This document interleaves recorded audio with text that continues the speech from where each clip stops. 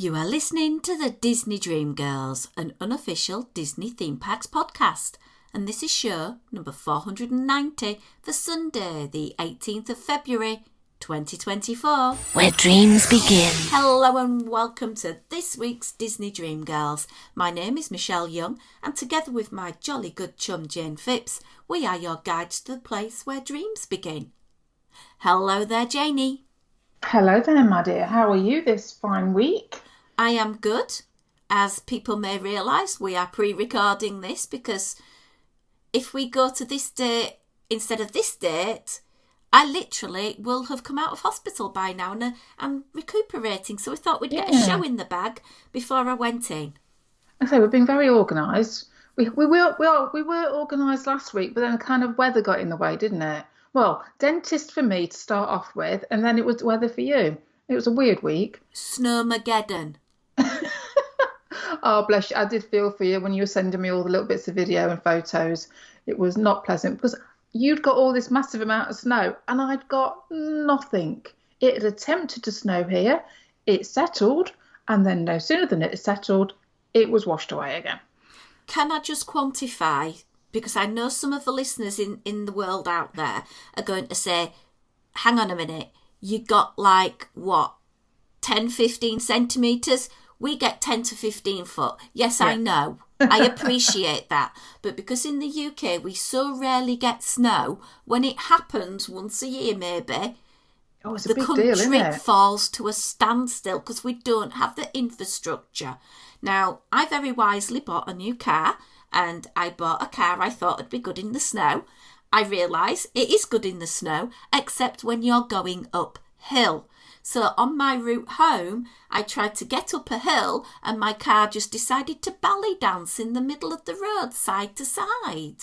Oh, it's a scary thing when it does that as well, isn't it? So I ended up sitting at the side of the road for 3 hours until a snowplough kind of cleared the route a bit and 4 blokes pushed me up the hill. Bless them. I don't know who they were, but God sent angel. Talk about pixie dust. And it took me... 4.5 hours to get home from work, and literally normally it's 24 minutes. Yeah, so we kind of missed our recording slot last week, didn't we? Just a bit, but thank goodness we had the wonderful Kat and Lewis who were able to step in and record last week's show talking all about their upcoming travels. So, phew. Anyway, we do have a podcast for you. It is packed with Disney goodness from, I think we're going to be talking a little bit about Florida, and then we're going to be talking a little bit about Disneyland Paris, because we've not had a bit of Parisian parler recently. A while, yeah. I have something that I would like to share first about an article that was published on the 19th of February 1969. Oh, okay. So it kind of fits in with history. Yeah. An article entitled Florida's Disney World Aims at a 1970 Opening. And it was by somebody called C.E. Wright. And it appeared in the Sunday New York Times. Okay. So this was the announcement that Disney World, a $600 million project, was going to be built on 27,000 acres of land and fashioned in part after California's Disneyland. And it may be ready for its first official visitors in 1970. Work is expected to begin this summer, assuming that local lawmakers and the Florida legislature approve a number of proposals concerning this project. This announcement was made earlier this month, this is going back to 1969, to a group of nearly 1,000 persons invited to the first public showing of a 25-minute colour film in which the late Walt Disney explained his concepts for Disney World. Bear in mind, it was still known as Disney World then because it was only named as Walt Disney World as a homage to Walt after. So attending this presentation were state officials, legislators, county officers and business leaders. So, yeah. 1970, Jane, they were a bit off on that. It was 1971. Yeah, I was going to make some comment about Disney not sticking to building schedules, but I thought perhaps I better not. Can you imagine if we were doing any such announcement now? They would probably invite influencers first. Yeah, it would be a bit of a different approach, I think, nowadays, wouldn't it? Yeah. Although curiously, yesterday I was scrolling through the old Instagram, and it seems to be a great majority of our Orlando vloggerati are on board the Sky Princess and on a freebie cruise. Oh, very nice for them. Yeah, I think Mongello's there, Menken's there, Attractions Magazine, a few others. So obviously Princess are sort of jumping on the bandwagon and sort of thinking, hang on a minute, these influencers can get us more people. Come and have a cruise. Come down to Walt Disney World, and then instead of doing a Disney cruise, do a Princess cruise. Makes sense because Princess are cheaper. Yeah, they also had it with Royal Caribbean, didn't they? A few weeks back when they launched their the biggest cruise ship in the world ever, the Icon of the Seas. So, yeah, obviously catching on. Good publicity for them. Absolutely, 100%. And we know that these influencers do what they say. They influence other people. And providing that their content is non-biased and gives a good reflection of the experience, I'm all for it. Yeah, I think that's the most important thing, you know. None of us like people who are just going to go along there and say positive things just because they feel they're obliged to say positive things. I think everybody wants a true and fair representation of what going on these ships or going to a theme park or whatever it may well be is. And that's one thing we've always endeavoured to do, is definitely. to say the positive, the negative and the aspirational. Yeah, definitely. February is Black History Month, Jane. It is, yeah. And the theme parks are awash with all sorts of celebratory merchandise, performances and foods. And they are linking it to Soulful this year. So we thought we'd take a little first look at some of the yummies that are available. Jane, you had a look at the food list. Is there anything tantalising your taste buds that you would be recommending to people who are fortunate to have a February visit? Yeah, there's a few little bits and bobs, but can I just say one thing? There's quite a lot of banana flavoured bits, right? And I don't mind an odd banana, but it was the Bananas Foster Shake over at Auntie Gravity's Galactic Goodies that really put me off. I don't like milkshake, and I absolutely detest banana milkshake. And I read this description, and you know when you read something, you're thinking, pass me the bucket.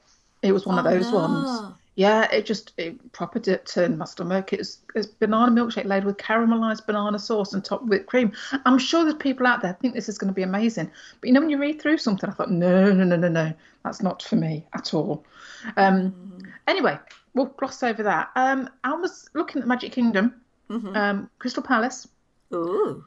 I quite like the sound of the chicken and andouille gumbo. So chicken, andouille sausage and okra in a traditional gumbo base.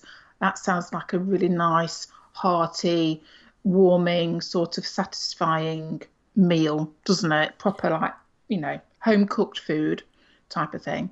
Yeah. And when you bear in mind Crystal Palace, though, you can't just go in and get that because it's a buffet with characters. So you're going to be paying a premium price. You are indeed. To get that. But as you say, availability is there for Crystal Palace. And maybe it's because of the price point. It could well be, yeah. I mean, as we discovered the other week, it was, you know, surprising just what is available currently dining-wise. So don't rule anything out, guys, if you are in the parks. You never know what you might actually get. I was then going to follow it up. I thought, well, I've had my main. I know I've got to pay for extra for it. But then I found a dessert that I'd really kind of like the sound of over at Pinocchio's Village House. Ooh. Peach cobbler. Ooh. Now, cinnamon panna cotta. I love cinnamon flavour. So cinnamon panna cotta, peach cobbler, brown sugar streusel, and whipped cream. And then just to throw on top, there's a Tiana chocolate piece to go on as well. I thought, I've probably gone for like home cooked, you know, wintry, proper hearty food, which is not like me at all. But yeah, those are the couple that kind of jumped out, and I thought, Magic Kingdom. Get it all done in one go. Yeah, well, I've found a few things that tantalise or terrify me. And I'm sticking with you, Jane, with the loathsome banana. I don't know why on earth they're going banana potty, but a couple of years ago I went to Regal Eagle Smokehouse and had their banana pudding. And I gather the banana pudding, which is now back available there as part of this soulful celebration for Black History Month, there's just no words for banana pudding. It's slop in a cup. Yeah, it don't look great, does it? It doesn't look great. It doesn't taste great. It's just something I personally would never try ever again. Admittedly, if you like banana and you like custard, then yeah, go for it big style, guys, and enjoy. It's just not one for me. I wonder if it is something to do, Michelle, was a staple of English school dinners used to be bananas and custard, didn't it? Yeah, I'm true. wonder if we've both been scarred for life. Yeah, but then we wouldn't be able to eat pink custard because that was another staple. True. You did not get through the 1970s in a primary school without having custard in a multitude of colours. Yeah, jam roly-poly with pink custard. Oh, we used to get this chocolate mousse with mandarin segments on the top. Oh, that was so good. How did we survive and get to where we are today, eh? Probably it sort of made us sort of into the people we are today, that we had all of this obnoxious multicoloured food as sort of warped our brain. I don't know. Anyway. Another thing that caught my attention, not because I particularly like this thing, but I'm intrigued by it. Over at Woody's Lunchbox, they do these little tarts. They call them it's like a pastry with filling. And they've got a sweet potato one. And I'm quite intrigued on the idea of using things such as sweet potato and pumpkin in a savoury way, adding a little bit of cinnamon. So for me, that would be intriguing, even though I'm not a big fan of these tarts that they do sell over there. Yeah, well, I couldn't figure out whether it was supposed to be something savoury, whether it was supposed to be something sweet. Yeah, I think it's going to be sweet. Yeah. It's just a weird thing to be putting sweet potato in something. I think it's not something that we do over here in the UK. I noticed over at Pecos Bill's as well, they've got a sweet potato pie topped with toasted marshmallow, cream and candied pecans. So same sort of thing again. And again, it was another one that I saw and went, I'm not too sure about that. Yeah, Tim Tracker tried that at the weekend when I was watching his YouTubes, and it did look particularly interesting. Right, another choice for me here is available at Pecos Bill, and it's a fried green tomato BLT sandwich. Yes, I'd seen that as well. And it's very reminiscent of the fried green tomato sandwich you used to be able to get at Hungry Bear over in Disneyland. This one comes with the fried green tomato with lettuce, bacon pimento spread, and it's served with what they call house-made chips, but what we call house-made crisps. Yeah, you know what? I always think that fried green tomato sandwich sounds really nice. I don't know why, because I don't actually like tomatoes. I just love the film. I wonder whether that's why I get all like sentimental when I see fried green tomato sandwich and go, oh yeah, I really ought to try that. Then I go, but I don't like tomatoes. Kathy Bates, Jessica Tandy just come into my mind. A brilliant film. Cry every time. Love it to bits. Digression, Michelle. Shut up. Okay, the biggie. The one that everyone has got really excited about, because prior to this month-long celebration, the main place for getting your beignet fix in Walt Disney World was over at Port Orleans French Quarter. Absolutely, yeah. Where you can get a range of different types of beignets. Yeah. But for a short time only, at the Golden Oak Outpost, you can get Tiana's beignets. They're served in a tray, dusted with icing sugar, with a strawberry dipping sauce in a little pot. So they look not quite the beignets we are used to from, say, the Mint Julep bar over in Disneyland, because when you bite into them, there's a crunch. So it's more like a cronut rather than a beignet. Yes, I think I'd seen these on a blog and I thought, oh, and I think they actually called out the fact that they weren't what you would perceive to be a traditional beignet. And for me, personally, you can't buy a beignet unless it is in a white paper bag that you have to vigorously shake up and down to coat everything with icing sugar. And then make a mess with. Yeah, absolutely, yeah. Don't wear black and eat a beignet. Yeah, but it's nice that they're getting them over, and maybe when the attraction does open at late 2024, you might be able to get them again, because I do think that would be a nice buy-in to the attraction. It just would be nice that they're the beignets that I know and love from Disneyland. Yeah, it'll be interesting to see, won't it? Because I think everybody's kind of screamed out, with the whole Tiana ride, that it's screaming out for beignets. Completely agree. And I did notice they're starting to pull back on the scaffolding, and they're shaping the greenery at the top of the attraction. I'm just wondering, when they say late 2024, how late is late? Well, yeah. I mean, it does seem to be moving along at a decent pace, which is not something that we're necessarily used to with Disney at the moment. She says, trying to be very diplomatic. I suppose the thing is, just because scaffolding's coming down on the outside, and it would appear that the outside has moved along quite substantially, we don't know what's happening on the inside. And I suppose that's maybe the question mark, isn't it? Yeah. We shall see. I am very, very excited, and it would be fantastic if it was open, say, for the summer months, because what better way to cool yourself down in a Florida summer than to go on a log ride? Yeah, it's going to be interesting, and I'm just kind of trying to keep everything crossed that they don't mess it up. And I love Splash Mountain as it was, and I wasn't particularly happy that they were changing it. So yeah.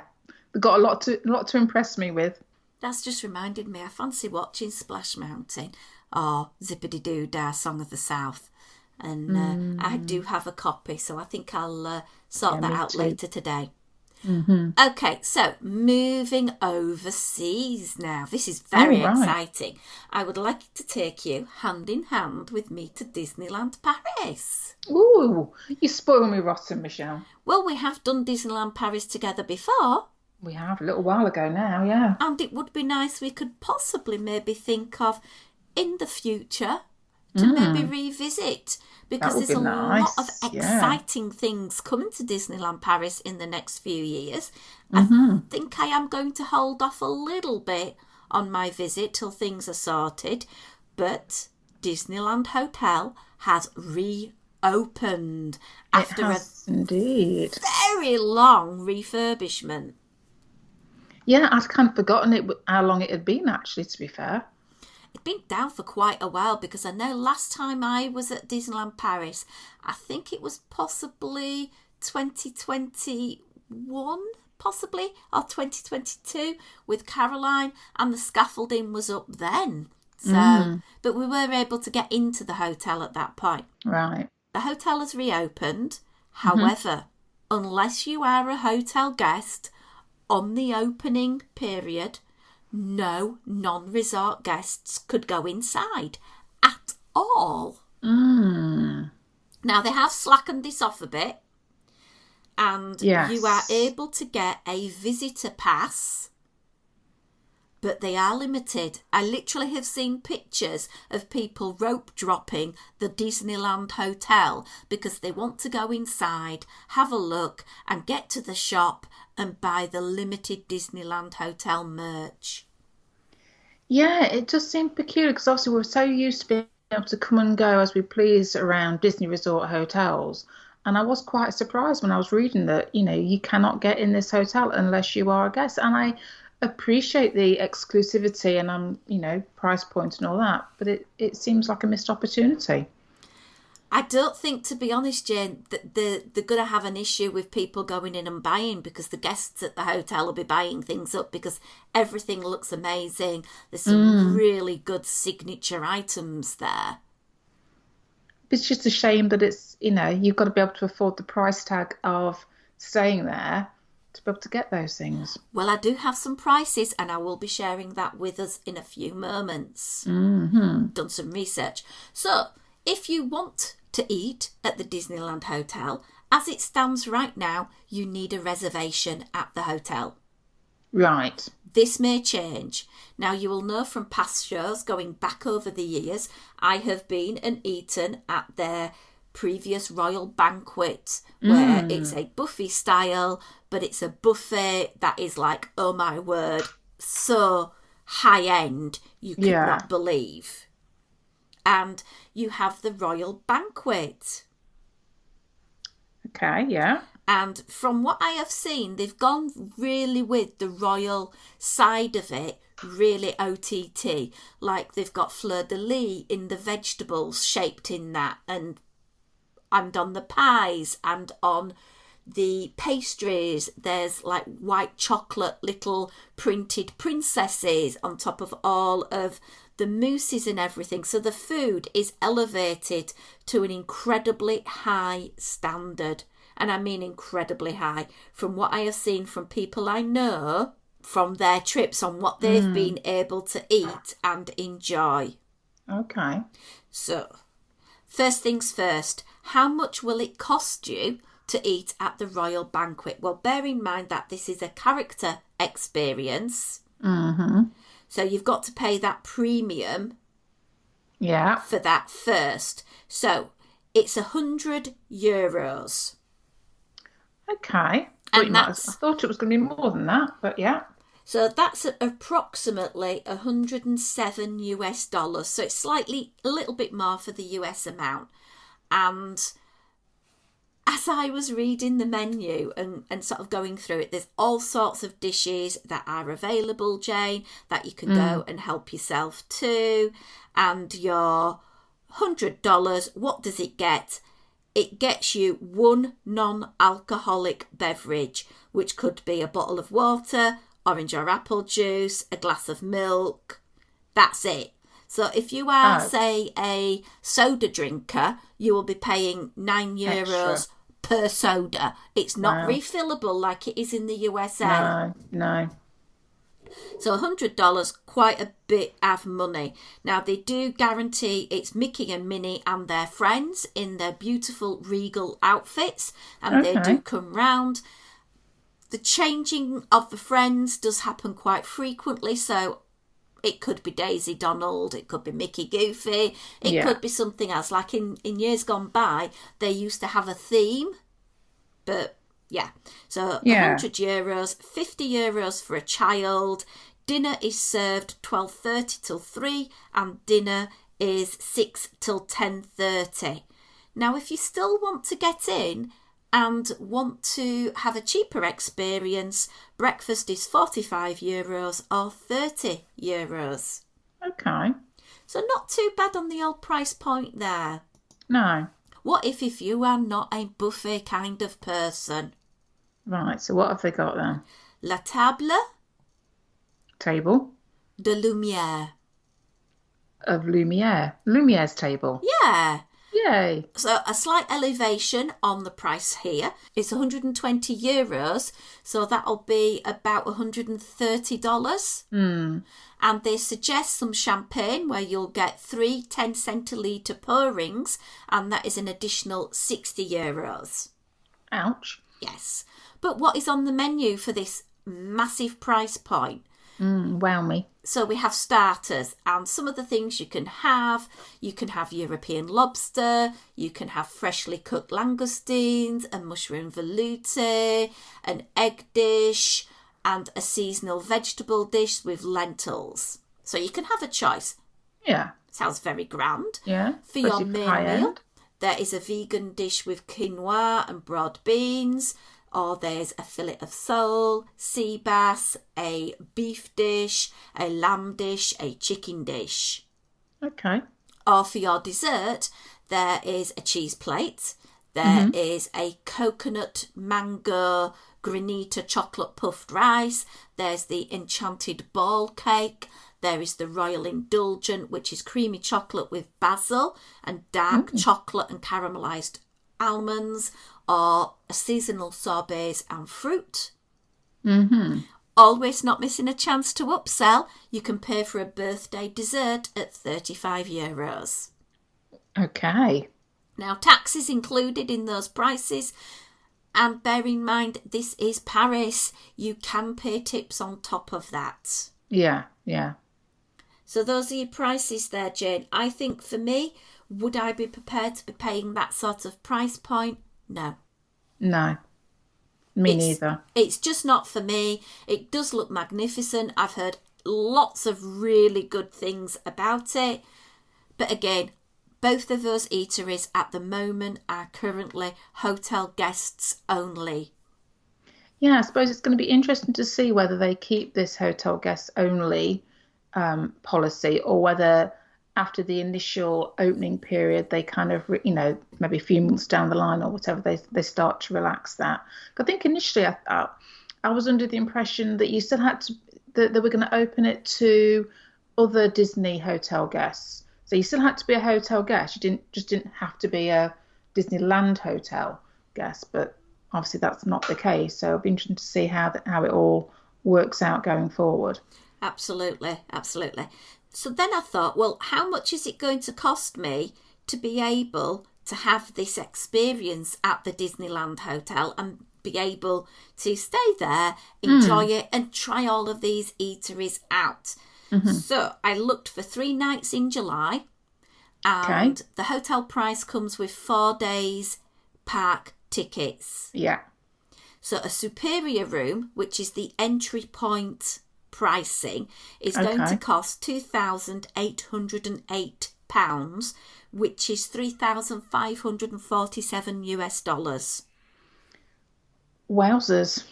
Which is quite a bit of money, and it raises about £200 more if you want a superior room with a terrace.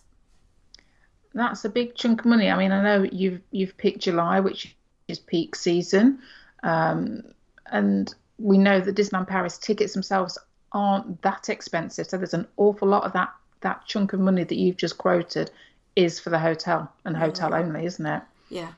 Now, the next hotel down for me that I would possibly want to stay at is the Marvel Hotel, Hotel Marvel. I've stayed there. It is magnificent. Caroline and I had a fantastic time there.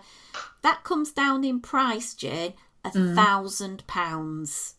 That's a big difference. So it comes up about $2,300. Okay. Now, just in case you can't afford those price points, I went with one of the cheapest Disneyland Paris hotels, and that is the Santa Fe. Yeah. That works out at £1,117 or $1,409. That's a lot better price in my book. It is, and you do have the benefit of all of those facilities that Disney do provide. They have the transportation, they have the early hours, and the convenience as well.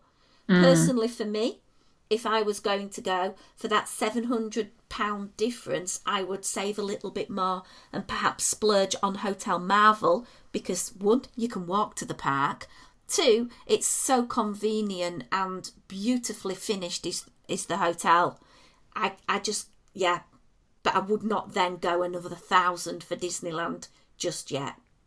Yeah, I mean, we've stayed at Cheyenne before, which is kind of opposite on the river to Santa Fe. So it is walkable. You obviously do have the bus service. It's a good 20-minute walk to get into the park. So from there, so you have to bear that in mind.